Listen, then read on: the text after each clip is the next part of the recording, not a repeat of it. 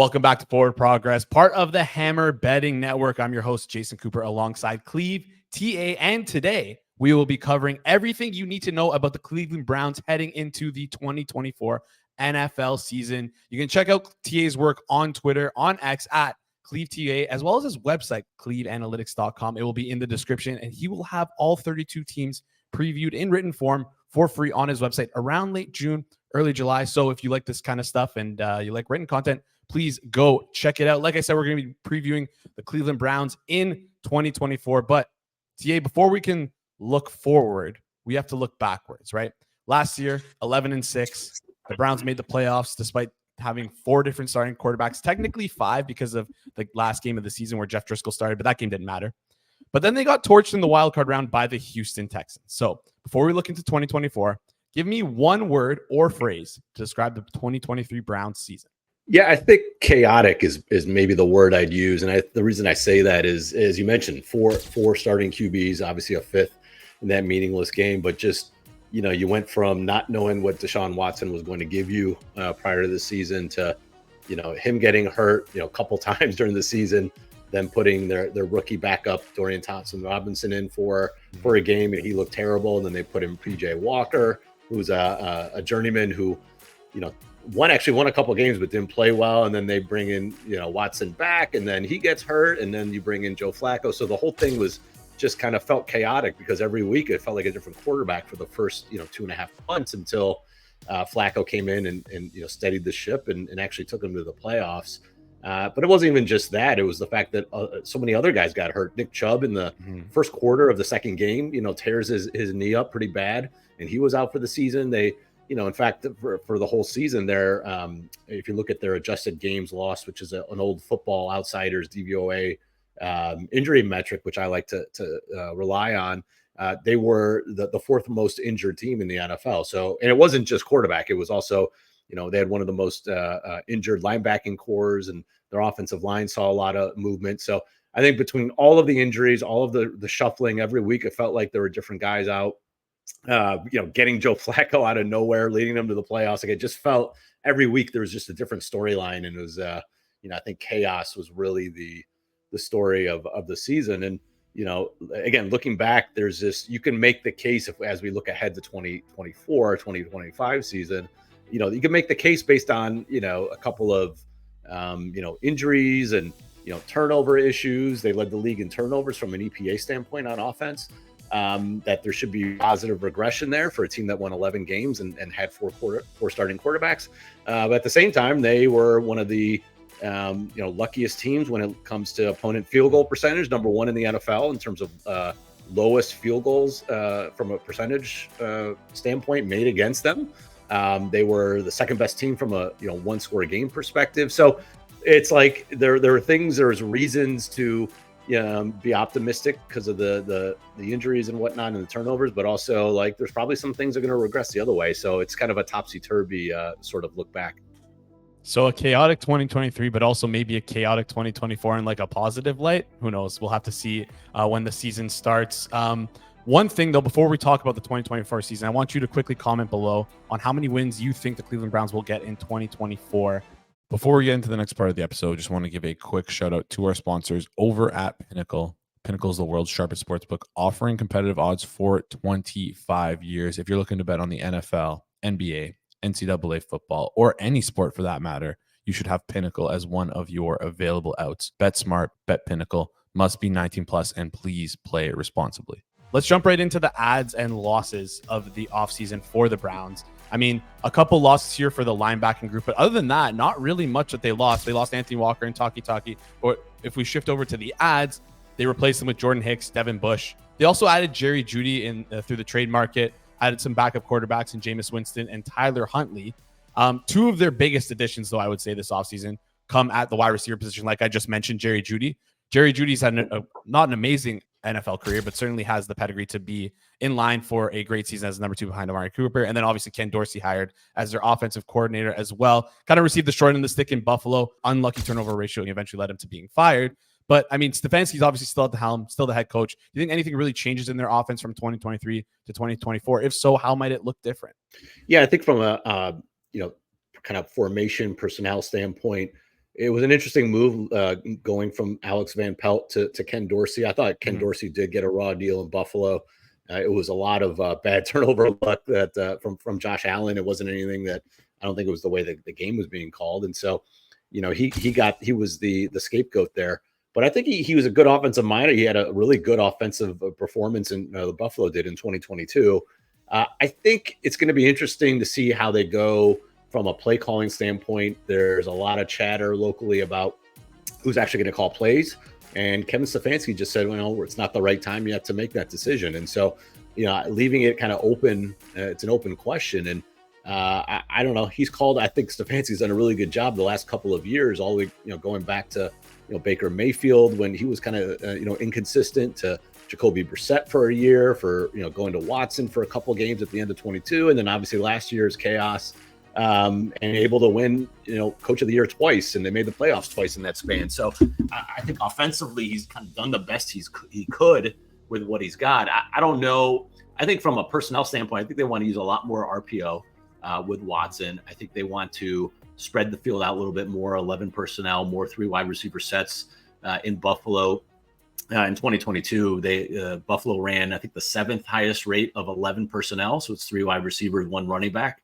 And so I think they want to do a little bit more of that than what they were doing, the last couple of years, which, they increased their 11 personnel last year, but, they were really Kevin Stefanski's born on the 2 tight end sets a lot of the time. And so I think they're going to get away with that, get away from that a little bit more and do, see a little bit more wide open, spread formation, RPO stuff. So I think from a play calling standpoint, that will be the difference. I think the Jerry Jeudy addition was pretty big, and he's been inconsistent, but he's got the pedigree. He's a 1st-round pick. He's flashed at times, but look who his quarterbacks have been. I mean, it's 2 bad years of Russell Wilson. It was Teddy Bridgewater, like guys who can't push the ball really down the field.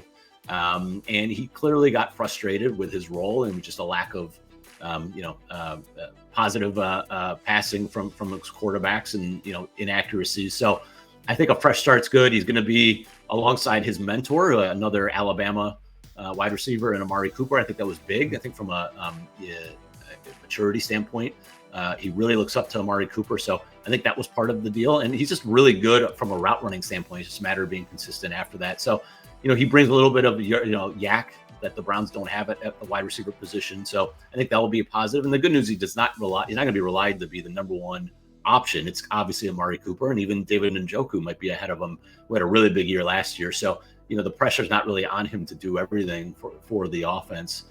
So I think offensively they should be better. Obviously, we'll see what happens with Deshaun Watson. Between just the lack of reps the last couple of years, I think he's only started like 8 or 9 games in 3 years, to his inconsistencies, to we just don't know, from the shoulder injury too, we don't know how he's going to totally react to that. There's a lot of question marks at quarterback, but the good news is Jameis Winston's there too, so they got a little bit of a baseline. Yeah, I want to circle back and touch on the quarterback in a minute here, but quickly before we do that, just talking about key adds and losses. One name that I didn't really add to the list, but I think you could add to the list technically, is Nick Chubb. Although he's not new to this team. He will be from last year. As you said, he got injured in the first quarter of game 2. Obviously, there's the saying in football that running backs don't matter in the analytics community, but I feel like Nick Chubb is one of the few that does matter. So how important is his return to the Cleveland Browns? Yeah, so first, I don't think I don't think anyone's really banking on him coming back with a full recovery for this year. It's a pretty gruesome injury. It was multiple ligaments. So I think my guess is the expectation is he'll be back in season, instead of before the season. I'm just, again, not sure of that. It's still a couple months away, but I personally am thinking that, maybe, a month in, he comes back, and even then it just, probably going to be part-time basis till he really gets that knee going, is comfortable. So, I'm not expecting, a big year from him. This is really just kind of a bridge year to next season. But yeah, he's different because he, when the offense is, kind of stuck in mud and struggling, he was always the guy they could just turn around and hand the ball off to, and he would create big plays. And that's the other thing. He's not a grinder. He's a guy who can break off 80-yard touchdown runs. And so, that explosive play ability is huge for an offense that, really, is lacking in the passing game. So having him there to break off those big runs was really a key element since he's been a Cleveland Brown. But the good news is they showed last year that even without that, they can make the playoffs. And so that kind of proves the point of, quote unquote, running backs don't matter. Like I said, I still think he does enough to dispute that. But and they should, like I said, I think from a confidence standpoint, the team knows that they can make the playoffs even if he doesn't come back. So if he does come back, it's a cherry on top. And they did sign, Dante Foreman, who's a really nice, just a veteran who, I think it was Robert Mays from The Athletic who said he's an innings eater, which I think is a great term because he's a guy that is just going to get you 4 yards every time. Like he's not going to break off huge runs, but he's not going to be stopped behind the line a lot. He's very good if you look at some of the success rate metrics the last couple of years. So I think him along with Jerome Ford, who's a big play, but not a great, down to down running back. I think they complement each other well. And then Naheem Hines, who's a veteran coming from Buffalo and prior to that to the Colts, good kick returner with the new rules, and also a really good third down back. So I think it's a nice rotation. Buying them time, buying them at least a year until Chubb is back to full force. Okay, good rotation. And again, like we talked about, this offense here, it doesn't really have to rely on its running game as we saw last year with the mess that was quarterbacks. But let's flip over to some of the strengths and weaknesses, just looking at 2023 to 2024. I think it's safe to say the biggest strength of the Cleveland Browns last year was their defense. Their defense was almost historic. Their ability to shut other teams down. They were limiting their opponents to 37% success rate, which is one of the best in NFL history. I mean, just first in the league in EPA per play, second in EPA per dropback allowed. They were great across the board. Their secondary remains intact. It's the same as last year. Their front seven are almost similar. They brought in some rotational players on the defensive line, swapped out some linebackers. Talent is pretty much the same as last year. Do you think that this defense can replicate the success and the results they had last year? Yeah, I think that's always hard. And as we've learned, defense is pretty, flimsy from year to year. It's just really hard to maintain that offense. Is a lot more sticky that we've seen from a performance standpoint. So I would never bank on being number one again. And I also think that they did as good as they are on defense and as talented, and as well as Jim Schwartz, coaches up defense. They did catch some breaks. You got Joe Burrow at home in the opener off that calf injury. He could barely move. You had Trevor Lawrence off of a Monday night game, short week, high ankle sprain. Probably shouldn't have played. So they got him at home. And obviously he was hobbled. They didn't have to face CJ Stroud in the regular season. It was Case Keenum because he had a concussion. And, they faced Clayton Tune in the one start that he had again for Arizona in between before Kyler Murray came back. So they caught some breaks there. They faced Brock Purdy and the Niners in really high winds and rain, and Deebo Samuel got hurt early. So, they were a really good defense, but they definitely caught a few breaks there in that regard. And I think that that inflated some of their numbers a little bit. And we saw that, in the playoff game, they looked, completely out of sorts. And when they faced a top level quarterback, they used some of that aggression against them with a lot of misdirections and play actions and things like that. So they definitely have to go back to the drawing board and improve those situations. Maybe not be as aggressive and not play as downhill as Jim Schwartz, essentially was teaching them last year. So I don't think they'll be as good, but they've got, the same, like you said, everyone's back. It was a very injured defense. It's not like they went unscathed last year. They were, look at defensively, they were 27th in adjusted games lost from an injury perspective. That, Myles Garrett had that bicep injury late that he played through. A bunch of linebackers got hurt. Denzel Ward was out for a couple of games. So they dealt with a lot of injuries. So they get those guys back, seemingly, hopefully healthy. They add to their defensive line rotation with veteran Quinton Jefferson. Quinton Jefferson is a defensive tackle from the Jets. He's a guy who, has got at least 6 sacks in 3 straight years, and he's their number 4 defensive tackle. They drafted Mike Hall, a really good, promising young defensive tackle from Ohio State, 20 years old. Had the highest quick pressure rate amongst all defensive tackles in this draft. He's got a lot of upside, but he's not even going to be looked upon to produce right away if he's not ready. So they got a ton of talent. They brought back Zadarius Smith, who's a good veteran, high pressure rate guy. So they've got the talent to be another top 5, top 10 level defense. Just a matter of can they put it together for a full season? And I think they can. The good news is, unlike, in prior years where you've seen defenses really get inflated because of turnovers, maybe not great on a down basis, but they produce so many good turnovers, so many big plays on defense, fumbles and interceptions, etc., that it kind of masks some of their defense. This team was only 14th in EPA gained on turnovers from the defense. So it wasn't like the defense was inflating those EPA numbers. They were just really good. So I think that's a good sign as well. So, I would say step back, but probably more in that 5 to 8 range than number one, if I had to guess. Moving on to Deshaun Watson, I want to talk a bit about him. I mean, before the injury, he was, and also after the injury when he played this last year, he was one of the worst quarterbacks in the league in terms of EPA per play. Obviously, small sample, but again, like just looking at the quarterbacks that started for the Browns, small sample again, he was the worst in terms of EPA and adjusted EPA per play. Put it blankly, he kind of just sucked last year. So I want to get to know a little bit more about your thoughts on Deshaun Watson. I feel like he's incredibly integral to this team having success in 2024. So what do you make of Deshaun Watson heading into 2024? Is he a top 10, top 15, top 20 quarterback in your eyes? What do you think has been the biggest reason for him taking the step back? Is it just injury? Yeah, I mean, I think injury and just, new offense, new surroundings. He played in a dome in Houston. He just got to play outside in elements in Cleveland. He didn't have that in college. Obviously, he was at Clemson. There's warmer weather. So, that's all that's all things he needs to adjust to. And, they've had some changes on the offense. Again, we're going to have another change with Ken Dorsey here. And I think that's part of the reason why they brought him in. They wanted more RPO stuff that Watson is comfortable with. Same things he was doing in Houston. So I think that's, hopefully going to help, but it's a new system, right? It's new terminology, right? In his third season, and, he was rusty, but I think the good news is, as bad as he played early on last year and late in 22, he did show glimpses. I mean, if you look at his last 3 full starts, he posted a positive EPA in each game against Arizona, Tennessee, and Baltimore.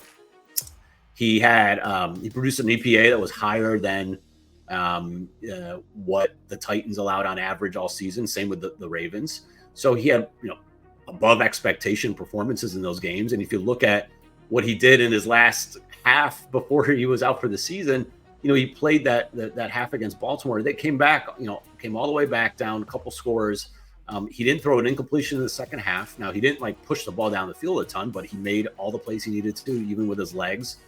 And he came back and you beat Baltimore on the road after, being down multiple scores at halftime. That's a big deal. And so the sad thing for Browns fans is he was just starting to turn the corner, they thought, and then he's, gets knocked out for the year. So I think if you're going to look at the positive end of things, you use those last 3 starts as a possibility that maybe that's his upside.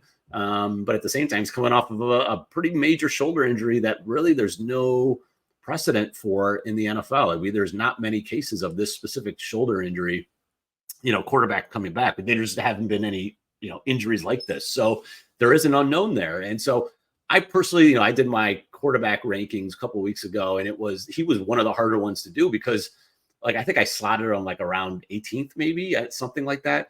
And I think that's kind of the baseline, but he could be, if he reaches his peak, he could be the 7th or 8th best quarterback if he goes back to his Houston time. And he could also be the 25th, 26th quarterback, right? If he's just not that guy anymore, and maybe the injury is causing things to be worse. So he probably has the most volatility in that group, but it's just really hard to know exactly how he's going to develop. I mean, the good news is if the defense is a top 5 unit again, you don't need him to be, all world like he was in Houston, where he had to throw for 400 yards. He doesn't have to do that. He can manage the game a little bit more until his shoulder gets better. So I don't know. I think it's hard to say. The good news is, they do have some backup options in case. And we saw the thing with this team is, they showed you can go through multiple backups, and they've got enough talent on this roster surrounding it that they've got a high floor. So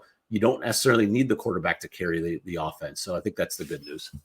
Yeah, you're right. And again, the floor definitely increases when you go from PJ Walker and DTR to Jameis Winston and Tyler Huntley to start the year. let's flip over to the expectations of this team. Let's bring up the market, what the market is saying. These odds are powered by Pinnacle. Current win total for the Cleveland Browns at the time of recording this video, it's 8.5, juice towards the over. Last year, they were around 9.5. For them to win their division plus 508, AFC champion 19-1, Super Bowl around 42-1. Last year, the Cleveland Browns, like I said, had a 9.5 win total. So they're down 1 win from last year to this year. Again, it is important to mention that it is juiced towards the over.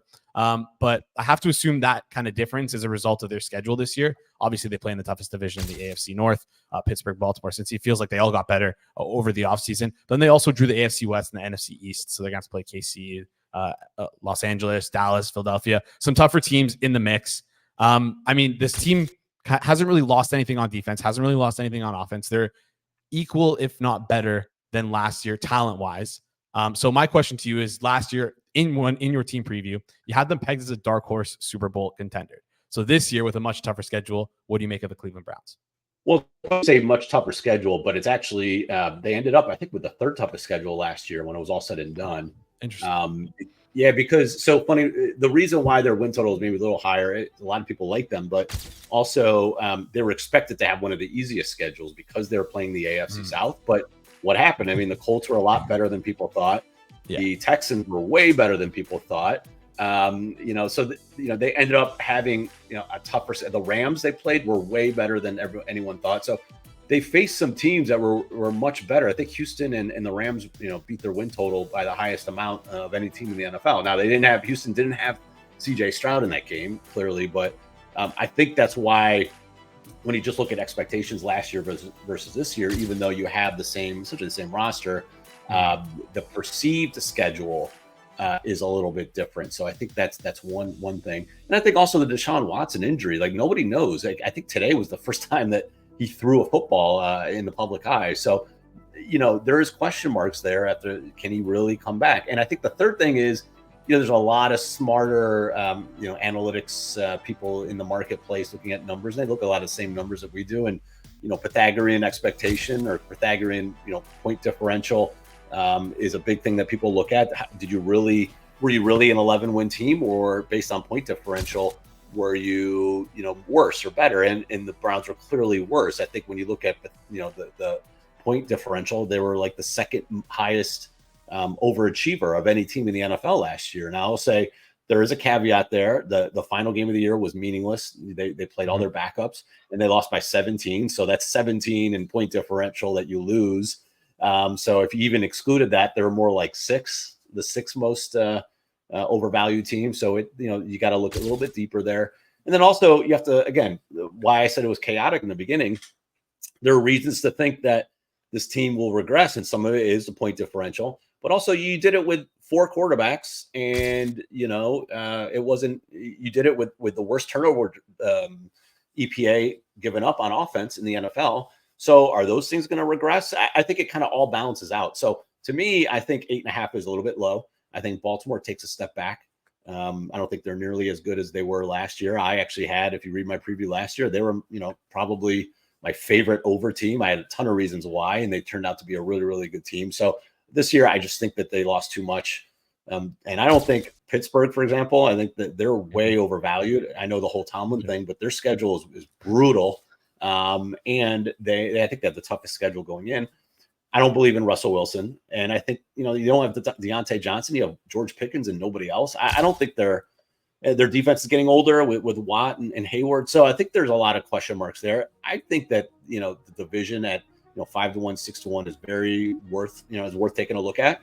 And I think if you're going to look at the over 8.5, I think looking at an alternative over 9.5 or even, it depends. I don't think there's alts out yet, but I think alt over 9.5 at plus money is worth a look. So, historically, these teams that go over and under the win totals, it's a larger of a variance than people realize. Like the standard deviation is pretty high in the win total versus expectations. So don't be afraid to, if you like one way or other, if you like the under too, it's no problem, to sprinkle that. So, but I do think the Browns floor is high enough. Again, we saw it without any real quarterback play. They had the 28th ranked aggregate EPA per dropback in the NFL, and they won 11 games. I went back since 2000 because I have a database because I was curious, like how often does that happen? there's only one other team in the last 24 years that has won double-digit games with a worse EPA from their quarterbacks, and that was the Bears in 05. They were 31st. So there's only 18 teams out of like 261 who won double digits since 2000 who had a EPA per dropback that was in the bottom 10 ranks. So like this was rarefied air. So that shows me that there's a floor here. And again, I think Jameis Winston is better than what Joe Flacco put out last year, and obviously PJ Walker and DTR. So you do have that, and you have Tyler Huntley too. I mean, like you have real backup options that can win games in the NFL. So I do think that protection's there. I think the rest of the roster is so good that the baseline for the win total is pretty solid. It'd be hard pressed for me to see this team, only win like 6 games. I just don't. There's just not many scenarios where that's going to happen. They have too much talent, too well coached of a team, and for that to happen. So I do like the over a little bit, and I think that the vision is worth a look too. Yeah, I love that. I love the way you broke that down here. The team definitely has that. That was kind of what I saw when kind of putting together this preview and putting together these questions beforehand, is this team definitely has a floor, which is so important when you consider betting on the NFL. And just, again, like just following the NFL, what you can expect from the Cleveland Browns in 2024. If you made it this far, that means you like this content. So guys, please press that like button. It goes a long way for us. And if you enjoy this content and you're new to the channel, hit that subscribe button as well. Before we head out, ClevTA, you can follow him on X at ClevTA, CLEVTA. Check out his website, cleveanalytics.com. TA, tell us a little bit about your free season preview for 2024 and when you expect it to be out. Yeah, so the last 2 years I put out one page per team. I kind of fill it up with as much commentary and put some nice charts and graphs about what happened last year and then the schedule coming up this year. And then I also do I've got a handful of stats from last year and some I do like awards previews and stuff. So it's a lot of work. It takes me about 2 months to put it together. I just started it recently, and hopefully by end of June or at worst before 4th of July, I'll have that out. So, it's free. I'll tweet it out. It'll be on my website, and you can download the whole thing or just read your own team, whatever you want to do. But it'll be out hopefully in the next 5-6 weeks. Yeah, and this isn't just a shameless plug. Like I read it last year, and it really helps me out with just preparing in general for the NFL. And that's kind of the goal of these videos as well. Like on this channel, we're going to be previewing all 32 NFL teams here on Forward Progress as we make our way towards training camp. So if that interests you, make sure you turn your notifications on. Make sure you're following us on Twitter. Make sure you're following TA on Twitter, just to give you a better picture in case you tuned out for the offseason. Like I know a lot of my friends do. So yeah, make sure you're subscribed. And then also there should be something on the screen right now where if you click it, it'll take you to a playlist of every single team breakdown we've done so far. So before we head out, let us know your thoughts on the 2024 Cleveland Browns in the comments section down below. If you think they're a good team, bad team, what their floor is, or just tell me how many wins you think they're going to get this year. Really appreciate you guys tuning in. Thanks so much for watching, and we'll catch you guys in the next one.